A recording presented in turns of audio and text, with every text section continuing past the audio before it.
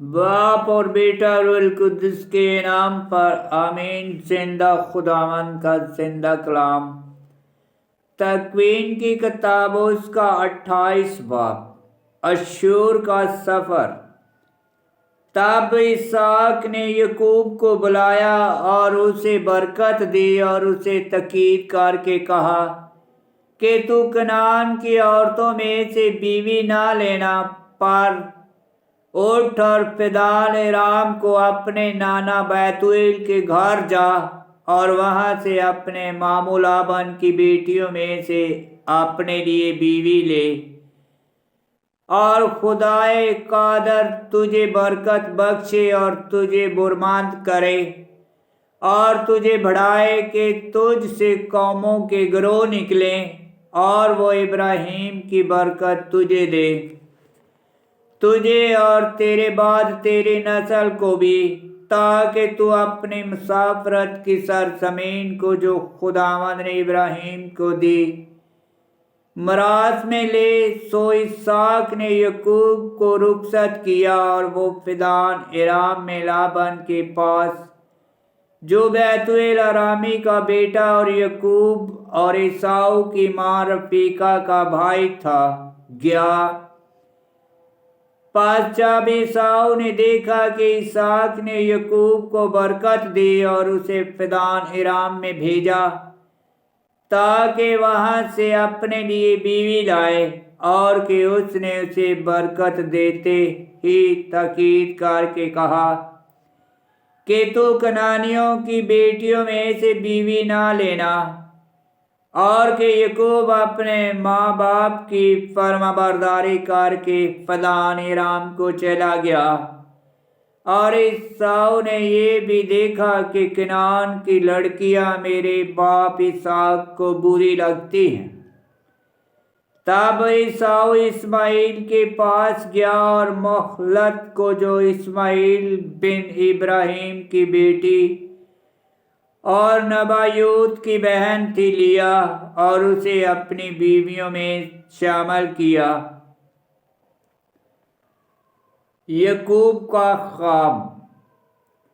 اور یعقوب بیرشبا سے نکل کر حران کی طرف جاتا تھا اور ایک جگہ میں اترا اور رات وہیں کاٹی، کیونکہ سورج ڈوب گیا تھا، اور اس نے اس جگہ کے پتھروں میں سے ایک اٹھا کر اپنے سر کے نیچے رکھا اور وہاں سو گیا۔ اور اس نے خواب دیکھا کہ ایک سیڑھی زمین پر دھری ہے اور اس کا سر آسمان تک پہنچا ہوا ہے، اور دیکھو خدا کے فرشتے اس پر چڑھتے اور اترتے ہیں، اور دیکھو خداوند سیڑھی کے اوپر کھڑا ہے۔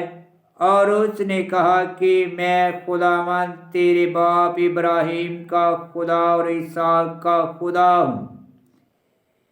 یہ زمین جس پر تو سوتا ہے میں تجھے اور تیری نسل کو دوں گا، اور تیری نسل زمین کی گرد کی طرح ہوگی، اور تو مغرب و مشرق و شمال و جنوب تک پھیلے گا، اور جہان کی تمام اقوام تیرے اور تیری نسل کے وسیلے برکت پائیں گی۔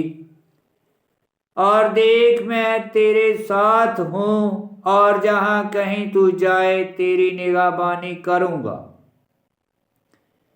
اور تجھے اس ملک میں پھر لاؤں گا، اور جو میں نے تجھ سے کہا ہے جب تک اسے پورا نہ کر لوں تجھے نہیں چھوڑوں گا۔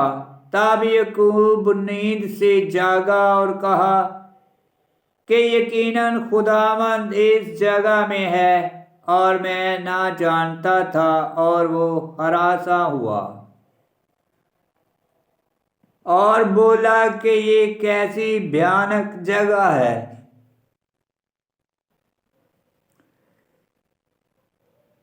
یہ کچھ اور نہیں مگر خدا کا گھر اور آسمان کا آستانہ ہے۔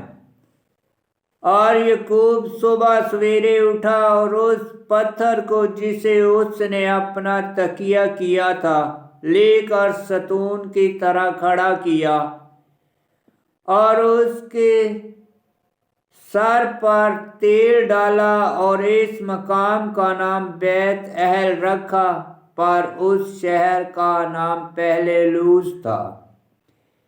और याकूब ने मन्नत मानी और कहा कि अगर खुदा मेरे साथ रहे और इस राह में जिसमें मैं जाता हूँ मेरी निगाहबानी करे और मुझे खाने को रोटी और पहनने को कपड़ा देता रहे और मैं अपने बाप के घर सलामत फिर आऊं, तब खुदावंद मेरा खुदा होगा और ये पत्थर जो मैंने सतून यादगार की तरह खड़ा किया है खुदा का घर होगा। और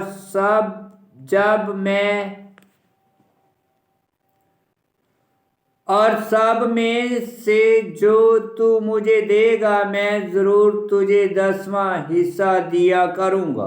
आमीन। खुदावंद का पाक कलाम का पढ़ा और सुना जाना बाइस बरकत हो। खुदावंद तेरा शुक्र हो। आमीन।